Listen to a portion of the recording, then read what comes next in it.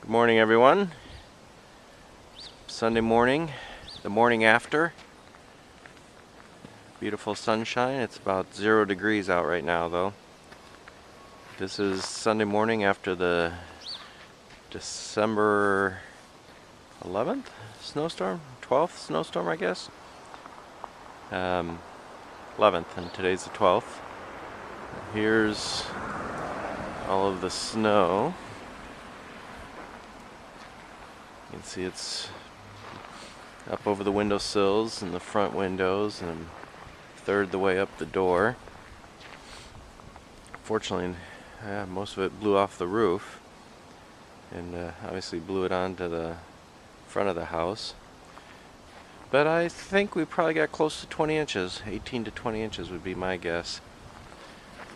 Our neighbors have a plowing service, so they got it pushed up there. I think I snowblowed maybe about 4 or 5 times yesterday. So get to work. Gotta clean off the front step and get the sidewalk cleared off.